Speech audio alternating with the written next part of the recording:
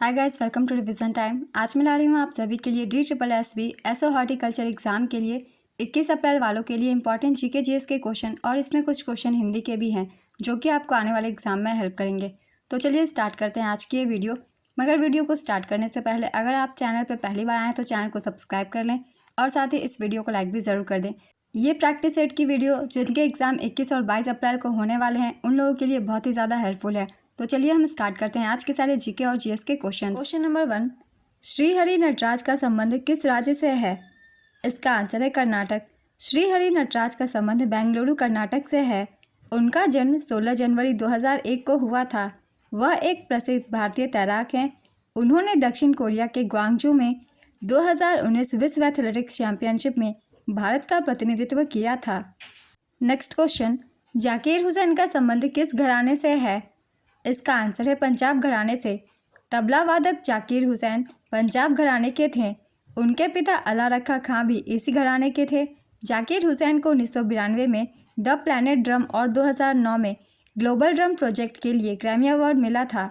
उन्हें 1988 में पद्मश्री, 2002 में पद्म भूषण और 1990 में संगीत नाटक अकादमी पुरस्कार से सम्मानित किया गया था। उन्होंने 1999 में संयुक्त राज्य अमेरिका की कला के लिए राष्ट्रीय रक्षा निधि से राष्ट्रीय विरासत फेलोशिप प्राप्त की थी। शंकर महादेवन और जाकिर हुसैन के फ्यूजन बैंड शक्ति ने बेस्ट ग्लोबल म्यूजिक एल्बम की श्रेणी में ग्रैमी अवार्ड 2024 जीता।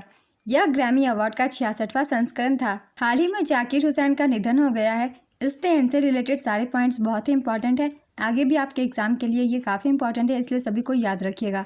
अगला क्वेश्चन है, कौन BCCI के पहले अध्यक्ष थे? इसका आंसर है आरी ग्रांट गोवन।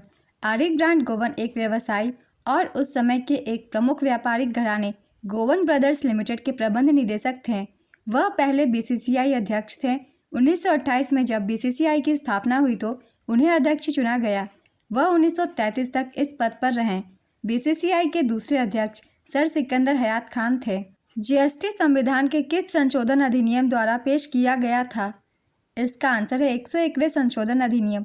101वें संवैधानिक अधिनियम 2016 ने 1 जुलाई 2017 को भारत में एक राष्ट्रीय वस्तु एवं सेवा कर पेश किया। वस्तु एवं सेवा कर भारत में 1 जुलाई 2017 को तत्कालीन वित्त मंत्री अरुण जेटली द्वारा लागू किया गया था। GST के बाद भी कुछ संशोधन किए गए हैं संविधान में, जो कि आपके एग्जाम्स के लिए बहुत ही इंपॉर्टेंट है। चलिए एक बार रिवीजन कर लेते हैं इन संशोधनों की भी।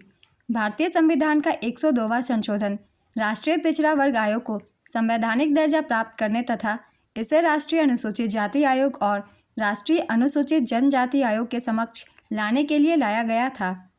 इसके बाद किया गया था 103वां संशोधन। इसके तहत केंद्र सरकार द्वारा संचालित शैक्षणिक संस्थानों में प्रवेश के लिए समाज के आर्थिक रूप से कमजोर वर्गों के लिए 10% आरक्षण का प्रावधान करता है। वर्ष 2019 के 103वें संविधान संशोधन के माध्यम से भारतीय संविधान के अनुच्छेद 15 और 16 में संशोधन किया गया। अब आता है 104वां संविधान संशोधन। 104वें संविधान संशोधन अधिनियम ने लोकसभा और राज्य विधानसभाओं में एंग्लो इंडियन के लिए सीटों के आरक्षण को समाप्त कर दिया और SC और ST के लिए आरक्षण को 10 साल तक बढ़ा दिया। 105वां संविधान संशोधन, इसके तहत 2021 सामाजिक और आर्थिक रूप से पिछड़े वर्गों की पहचान करने और उन्हें निर्दिष्ट करने के लिए राज्य सरकारों की शक्ति को पुनर्स्थापित करता है। 106वां संविधान संशोधन अधिनियम के अंतर्गत लोकसभा और राज्य विधानसभाओं में महिलाओं को 33% आरक्षण प्रदान करने का प्रावधान है। इसके प्रावधान के अनुसार यह उस तारीख से लागू होगा जो केंद्र सरकार आधिकारिक राजपत्र में अधिसूचना द्वारा निर्धारित करेगी। चलिए अब दूसरे क्वेश्चन को देखते हैं। कौन सी पंचवर्षीय योजना औद्योगिक विकास पर केंद्रित थी? इसका आंसर है द्वितीय पंचवर्षीय योजना। द्वितीय पंचवर्षीय योजना का काल 1956 से 61 तक था। द्वितीय पंचवर्षीय योजना PC महाल नोबिस मॉडल पर आधारित थी। यह पंडित जवाहरलाल नेहरू के नेतृत्व में लॉन्च हुई थी और इसके उपाध्यक्ष VT कृष्णमाचारी थे। इस योजना का प्रमुख उद्देश्य बुनियादी और भारी उद्योगों के विकास पर विशेष जोर देने के साथ साथ तेजी से औद्योगिकीकरण था। 2023 में महात्मा गांधी जी की कौनसवीं जयंती मनाई गई थी? इसका आंसर है 154वीं। 2 अक्टूबर 2023 को महात्मा गांधी जी की 154वीं जयंती पूरे देश में मनाई गई थी। वर्ष 2024 में गांधी जी की 155वीं जयंती मनाई गई थी, गांधी जी का जन्म 2 अक्टूबर 1869 को वर्तमान गुजरात राज्य के पोरबंदर जिले में हुआ था। वहीं उनकी मृत्यु 30 जनवरी 1948 को दिल्ली के बिरला हाउस में हुई थी। नेक्स्ट क्वेश्चन, नवंबर 2024 में किस देश ने पीएम मोदी को अपना सर्वोच्च राष्ट्रीय सम्मान प्रदान किया है? इसका आंसर है डोमिनिका। डोमिनिका ने प्रधानमंत्री नरेंद्र मोदी को अपना सर्वोच्च राष्ट्रीय सम्मान देने की घोषणा की है। प्रधानमंत्री मोदी को डोमिनिका अवार्ड ऑफ ऑनर से सम्मानित किया गया।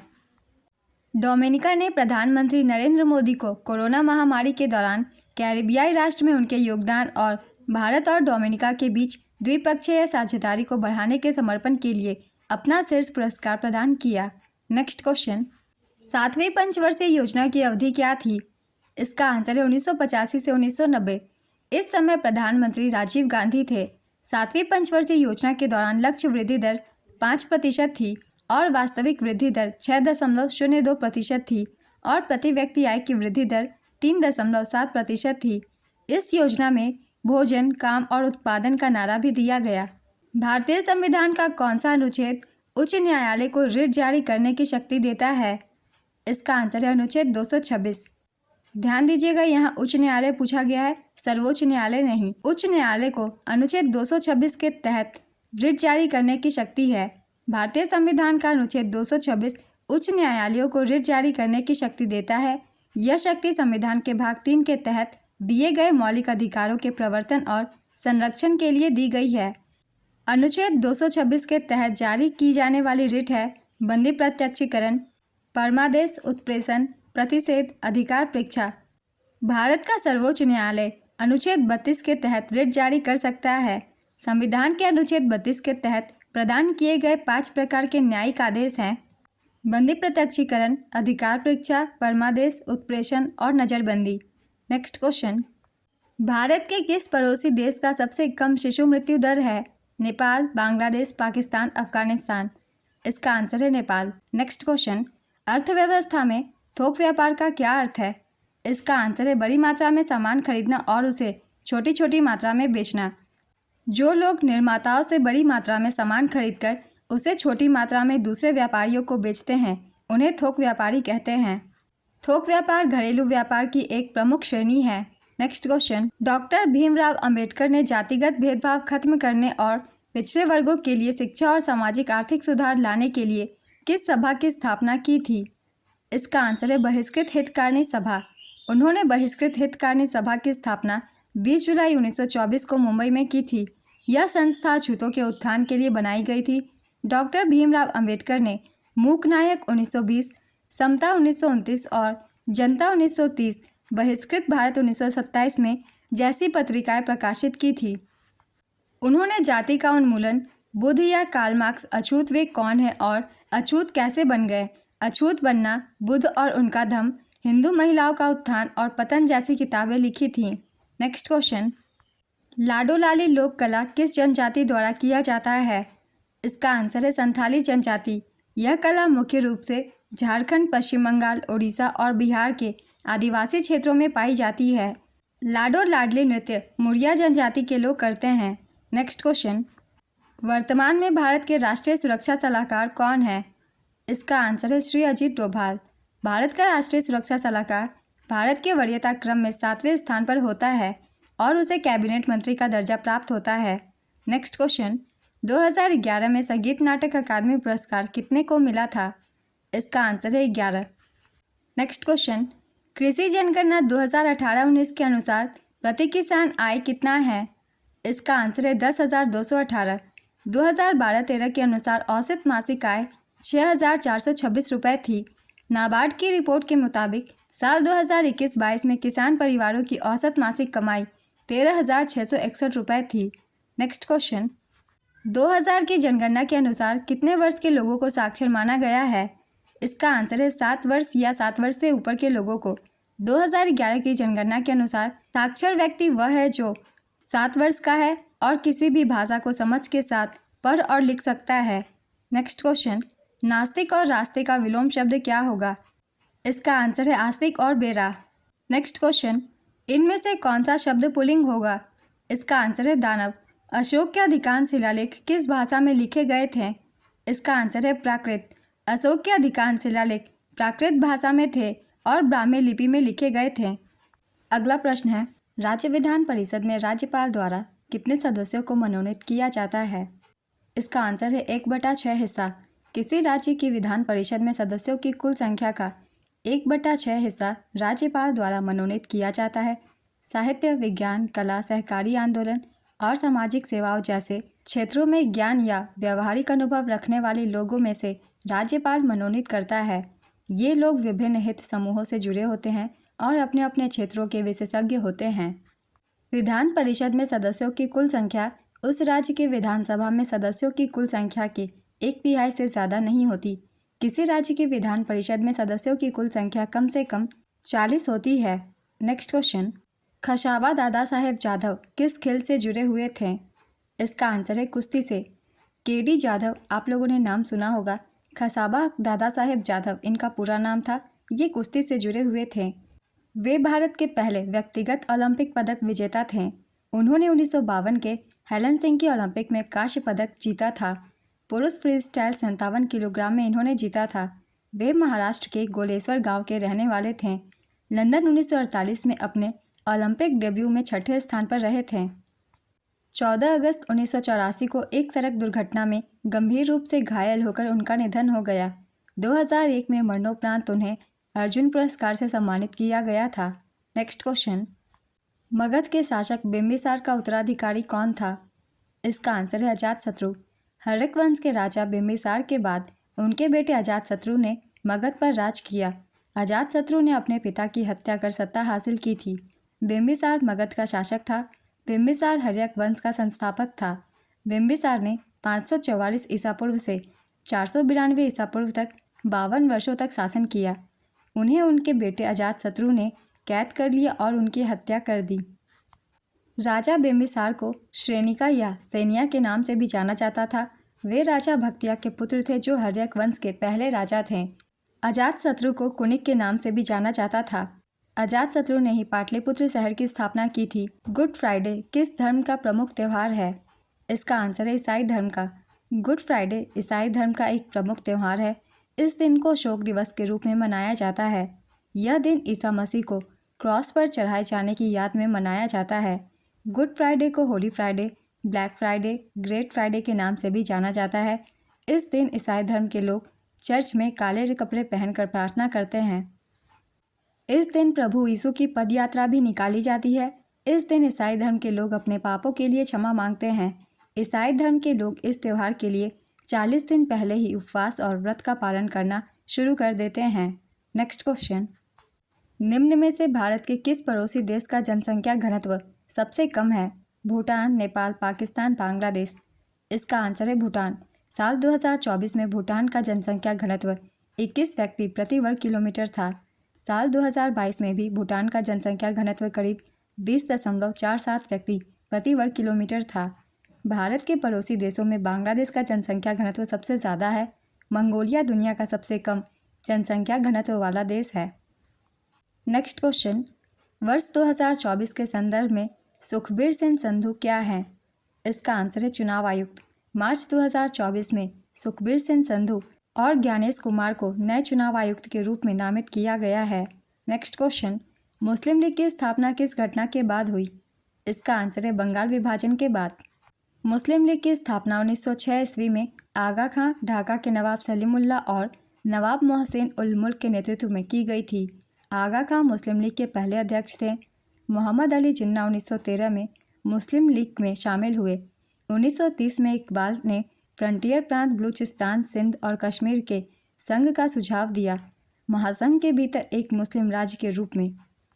चौधरी रहमत अली ने 1935 ईस्वी में पाकिस्तान, जो कि बाद में पाकिस्तान बना, शब्द का आविष्कार किया। बंगाल विभाजन की घोषणा 16 जुलाई 1905 को की गई थी और यह 16 अक्टूबर 1905 से प्रभावी हुई। 1911 में दिल्ली दरबार में लॉर्ड हार्डिंग द्वितीय द्वारा बंगाल विभाजन को समाप्त कर दिया गया था। साल 1905 में बंगाल के विभाजन के खिलाफ रविंद्रनाथ टैगोर ने रक्षाबंधन को एकता और प्रतिरोध का प्रतीक बनाया था। नेक्स्ट क्वेश्चन, बांग्लादेश का राष्ट्रीय फल क्या है? इसका आंसर है कटहल। चलिए कुछ महत्वपूर्ण देशों के नाम हम जान लेते हैं, इनके राष्ट्रीय फल क्या है। भारत के जो पड़ोसी देश है आप उन पर ज़्यादा फोकस कीजिएगा, उन्हें याद रखिएगा। भारत का राष्ट्रीय फल आम है। पाकिस्तान का भी राष्ट्रीय फल आम ही है। श्रीलंका का राष्ट्रीय फल कटहल है।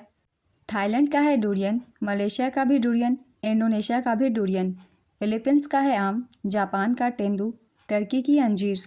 इटली की भी अंजीर। स्पेन की अनार। फ्रांस की सेब। ब्राज़ील की अनानास। मैक्सिको की एवोकाडो। अमेरिका की ब्लूबेरी। चीन की है कीवी फल। मिस्र की अंजीर। दक्षिण कोरिया की तेंदू। कनाडा की ब्लूबेरी। ऑस्ट्रेलिया की सेब। यूनान की जैतून। ईरान की अनार। नेक्स्ट क्वेश्चन, अनुच्छेद 48A किससे संबंधित है? इसका आंसर है पर्यावरण का संरक्षण और सुधार तथा वनों और वन्यजीव की सुरक्षा से। पद्म भूषण 2020 की प्राप्तकर्ता मनोज दास ने किस क्षेत्र में पुरस्कार प्राप्त किया है? इसका आंसर है साहित्य और शिक्षा। उस्ताद राशिद खान किस घराने से संबंधित थे? इसका आंसर है रामपुर सहसवान घराने से। उस्ताद राशिद खान रामपुर सहसवान घराने से ताल्लुक़ रखते थे। वे हिंदुस्तानी शास्त्रीय संगीत के गायक थे। उन्हें 2006 में पद्मश्री और संगीत नाटक अकादमी पुरस्कार से सम्मानित किया गया था। साल 2022 में उन्हें पद्म भूषण से सम्मानित किया गया। उन्होंने global Indian music academy awards और महासंगीत सम्मान अवार्ड भी जीता था। उनका निधन 9 जनवरी 2024 को कोलकाता में हो गया था। नेक्स्ट क्वेश्चन, परमाणु क्रमांक 103 वाला तत्व लॉरेंशियम आवर्त सारणी के किस आवर्त में आता है? इसका आंसर है आवर्त 7 में। यह एक्टिनॉइड श्रृंखला का 14वां सदस्य है। नेक्स्ट क्वेश्चन, कौन भारतीय अर्थव्यवस्था के प्राथमिक क्षेत्र के अंतर्गत आता है? इसका आंसर है मछली पकड़ना। प्राथमिक क्षेत्र में कृषि, वानिकी, खनन, मछली पकड़ना, डेयरी पशुपालन, मुर्गी पालन और उत्खनन जैसी गतिविधियां आती हैं। द्वितीयक क्षेत्र में विनिर्माण उद्योग, ऊर्जा और उपयोगिताएं और औद्योगिक डिजाइन शामिल है। द्वितीयक क्षेत्र को माध्यमिक क्षेत्र भी कहा जाता है। तृतीयक क्षेत्र में वाणिज्य, बैंकिंग, परिवहन, संचार, व्यापार, वित्त, शिक्षा, स्वास्थ्य और सामाजिक कार्य जैसी गतिविधियां शामिल है। इसे सेवा क्षेत्र भी कहा जाता है। इन तीनों ही क्षेत्रों को याद रखिएगा, इनके थ्रू एग्जाम्पल्स पूछ लिए जाते हैं। नेक्स्ट क्वेश्चन, वस्तुओं का निर्माण अर्थव्यवस्था के किस क्षेत्र में किया जाता है? इसका आंसर है द्वितीयक क्षेत्र में। इस क्षेत्र में कच्चे माल का प्रोसेसिंग करके तैयार माल बनाया जाता है। इस क्षेत्र को औद्योगिक क्षेत्र भी कहा जाता है। नेक्स्ट क्वेश्चन, इनमें से कौन कथकली नृत्य से संबंधित नहीं है? ध्यान दीजिएगा, यहाँ पूछा जा रहा है नहीं है। इसका आंसर होगा केलुचरण महापात्र। केलुचरण महापात्र ओडिसी नृत्य से संबंधित है। कथकली से संबंधित व्यक्तियों के नाम है पंकज चरण दास, सुनंदा नायर, गोपीनाथ, टी चंदू पनिकर, टी रामननी नायर, चेंगुनूर रमन पिल्ले, कलामंडलम गोपी। नेक्स्ट क्वेश्चन, FIH हॉकी पुरुष विश्व कप 2023 का शुभंकर क्या था? इसका आंसर है ओली। विजेता रही थी जर्मनी, उप विजेता बेल्जियम, संस्करण था 15वां। इसका आयोजन भारत भुवनेश्वर के कलिंगा स्टेडियम और राउरकेला में बीजू पटनायक हॉकी स्टेडियम में किया गया था। शुभंकर का नाम था ओली, जो कि एक नीली जर्सी और टोपी पहने ओलिव रिडले समुद्री कछुए से लिए गए हैं। आधिकारिक भागीदार है टाटा स्टील और Rungta sons. Next question, Bharat की 7वीं पंचवर्षीय योजना कब समाप्त हुई थी? इसका आंसर है 1990 में। साल 2020 में संगीत कलानिधि पुरस्कार से किसे सम्मानित किया गया था? इसका आंसर है प्रसिद्ध गायक नेवेली आर संथान गोपालन। 17 सितंबर 2024 को तमिलनाडु के किस प्रसिद्ध समाज सुधारक और तर्कवादी की 146वीं जयंती मनाई गई? इसका आंसर है EV रामास्वामी पेरियार। तमिलनाडु सरकार ने हर वर्ष 17 सितंबर को सुधारवादी नेता EV रामास्वामी पेरियार की जयंती को सामाजिक न्याय दिवस के रूप में मनाने का फैसला किया है। नेक्स्ट क्वेश्चन, जब खट्टे फलों को छीला जाता है तो प्राथमिक एसिड कौन सा निकलता है? इसका आंसर है सिट्रिक एसिड। 2019 के वनडे विश्व कप में भारतीय टीम का कप्तान कौन था? इसका आंसर है विराट कोहली। नेक्स्ट क्वेश्चन, भारत पाकिस्तान युद्ध किस पंचवर्षीय योजना के दौरान हुआ था? इसका आंसर है तीसरी पंचवर्षीय योजना। तीसरी पंचवर्षीय योजना के दौरान ही भारत पाकिस्तान युद्ध हुआ था। यह युद्ध 1965 में हुआ था। तीसरी पंचवर्षीय योजना भारत चीन युद्ध के बाद भारत पाकिस्तान युद्ध के कारण विफल रही। तीसरी पंचवर्षीय योजना की समयावधि 1961 से 1966 तक थी। नेक्स्ट क्वेश्चन, राष्ट्रीय बहुआयामी गरीबी सूचकांक 2024 में कितने विशिष्ट संकेतकों का इस्तेमाल किया गया है? इसका आंसर है 12। वही वैश्विक बहुआयामी गरीबी सूचकांक 2024 में गरीबी आकलन के लिए 10 संकेतकों का इस्तेमाल किया गया है। नेक्स्ट क्वेश्चन, ईंधन में 4 कार्बन श्रृंखला के लिए रासायनिक सूत्र जिसे आमतौर पर क्या कहा जाता है? इसका आंसर है ब्यूटेन। इसका रासायनिक सूत्र है C4H10। गरिमा हजारिका कौन से शास्त्रीय नृत्य से संबंधित है? इसका आंसर है सत्रिया। यामसे नाम का आदिवासी त्यौहार पारंपरिक रूप से किस राज्य से संबंधित है? इसका आंसर है नागालैंड। यामसे नागालैंड की पोखरी जनजाति का प्रमुख त्यौहार है। यह फसल को आशीर्वाद देने के लिए फसल पूर्व त्यौहार है। यह 5 अक्टूबर को मनाया जाता है। नेक्स्ट क्वेश्चन, भारत की जनगणना के अनुसार अनुसूचित जाति का प्रतिशत कितना था? इसका आंसर है 16.6%। 2011 की जनगणना के अनुसार भारत की अनुसूचित जाति की कुल संख्या 20.14 करोड़ है। 2011 की जनगणना के अनुसार सबसे ज़्यादा अनुसूचित जाति जनसंख्या वाला राज्य उत्तर प्रदेश है। सर्वाधिक ऐसी जनसंख्या वाला केंद्र शासित प्रदेश दिल्ली है। नागालैंड और अरुणाचल प्रदेश में कोई भी अनुसूचित जाति निवास नहीं करती। 2011 की जनगणना के अनुसार सबसे ज़्यादा अनुसूचित जाति जनसंख्या प्रतिशतता वाला राज्य पंजाब है। यहाँ अनुसूचित जाति का प्रतिशत है 31.9%। 2011 की जनगणना के अनुसार भारत में अनुसूचित जनजाति की कुल संख्या 10.43 करोड़ है। नेक्स्ट क्वेश्चन, अर्नब चक्रवर्ती कौन सा वाद्य यंत्र बजाते हैं? इसका आंसर है सरोद। तंजावुर चौकड़ी किस नृत्य से संबंधित थे? इसका आंसर है भरतनाट्यम। एक राष्ट्र एक चुनाव विधेयक किसकी अध्यक्षता वाली समिति की रिपोर्ट है? इसका आंसर है पूर्व राष्ट्रपति रामनाथ कोविंद। नेक्स्ट क्वेश्चन, शुतुरमुर्ग की खोज किस पाषाण काल में हुई थी? इसका आंसर है पूरा पाषाण काल में। इकोसिस्टम की परिभाषा क्या है? इसका आंसर है किसी विशेष क्षेत्र में रहने वाले जीवों और उनके भौतिक पर्यावरण समुदाय को इकोसिस्टम या पारिस्थितिकी तंत्र कहते हैं। नेक्स्ट क्वेश्चन, अर्थव्यवस्था में जीएनपी कैसे निकाला जाता है? तो इसका फॉर्मूला है GNP = GDP + NR - NP। यहाँ इस फॉर्मूला में GDP का मतलब है सकल घरेलू उत्पाद, NR का मतलब है विदेशों से शुद्ध आय की प्राप्तियाँ, NP का मतलब है विदेशी संपत्तियों का शुद्ध बहिर्वाह। अर्थव्यवस्था में GNP का मतलब है सकल राष्ट्रीय उत्पाद, जिसे ग्रॉस नेशनल प्रोडक्ट भी कहते हैं। नेक्स्ट क्वेश्चन, उत्थान का विलोम शब्द क्या होगा? इसका आंसर है पतन। सुन्नी शब्द का विलोम शब्द क्या होगा?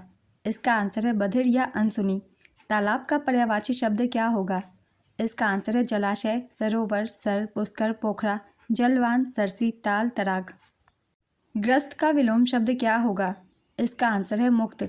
अनुच्छेद 1 में क्या दिया गया है? इसका आंसर है भारत राज्यों का एक संघ है, ये दिया हुआ है। तत्वबोधिनी सभा की स्थापना किसने की थी? इसका आंसर है देवेंद्रनाथ टैगोर ने। 6 अक्टूबर 1839 को कलकत्ता में देवेंद्रनाथ टैगोर द्वारा तत्वबोधिनी सभा की स्थापना की गई थी। नेक्स्ट क्वेश्चन, 2024 में दिल्ली के मुख्यमंत्री के रूप में किसे नियुक्त किया गया था? इसका आंसर है आतिशी मार्लेना। अरविंद केजरीवाल के इस्तीफे के बाद 21 सितंबर 2024 की दिल्ली की 8वीं मुख्यमंत्री के रूप में आतिशी मार्लेना को नियुक्त किया गया था। नेक्स्ट क्वेश्चन, राज्यपाल को कौन सी शक्ति प्राप्त नहीं है? इसका आंसर है राज्यपाल को मृत्युदंड माफ़ करने की शक्ति नहीं है और राज्यपाल के पास राजनयिक और सैन्य शक्तियाँ भी नहीं होती। नेक्स्ट क्वेश्चन, फीफा अंडर-17 महिला विश्व कप 2022 में भारत कौन से पायदान पर रहा था? इसका आंसर है चौथे पायदान पर। विजेता रही थी स्पेन। उप विजेता कोलंबिया। शुभंकर ईबा, जो कि एक एशियाई श्रेणी का प्रतिनिधित्व करती है। संस्करण था 7वां। कुल टीमों की संख्या थी 16। इसका आयोजन भुवनेश्वर, नवी मुंबई, गोवा में किया गया था। इस टूर्नामेंट का फाइनल मुकाबला नवी मुंबई के DY पाटिल स्पोर्ट्स स्टेडियम में खेला गया था। यहाँ हम एक बार रिवीजन कर लेते हैं FIFA under-17 women's world cup 2024 की भी। विजेता रही थी उत्तर कोरिया। उत्तर कोरिया का ये तीसरा खिताब था। उप विजेता रही थी स्पेन। इसका आयोजन डोमिनिकन गणराज्य में किया गया था 16 अक्टूबर से 3 नवंबर 2024 तक। संस्करण था 8वां। कुल टीमों की संख्या थी 16। इसी के लिए सहायक रेफरी के रूप में मेघालय की रियोलंग धर को चुना गया था। रियोलंग धर फीफा अंडर-17 महिला विश्व कप में सहायक रेफरी बनने वाली दूसरी भारतीय थी। नेक्स्ट क्वेश्चन, संतुलित बजट क्या है? इसका आंसर है संतुलित बजट वह होता है जिसमें अनुमानित आय अनुमानित व्यय के बराबर होती है। Next question, senior national squash championship 2023 में किसने दूसरे सबसे कम आयु के खिताब विजेता बनकर इतिहास रचा था? इसका आंसर है अनाहत सिंह। ये मात्र 15 वर्षीय हैं। आज के प्रैक्टिस सेट की ये वीडियो कंप्लीट होती है। बहुत ही इंपॉर्टेंट क्वेश्चन है आपके एग्जाम के लिए। अगर आप सभी को ये वीडियो हेल्पफुल लगी हो तो इसे लाइक ज़रूर कर दीजिएगा और इस तरीके की इन्फॉर्मेटिव वीडियो के लिए चैनल को भी ज़रूर सब्सक्राइब कर लीजिए। आने वाले एग्जाम्स के लिए भी इस तरीके की प्रैक्टिस सेट आपको मिलते रहेंगे। फिर मिलते हैं अगली वीडियो के साथ। आप सभी को आने वाले एग्जाम्स के लिए ऑल द बेस्ट।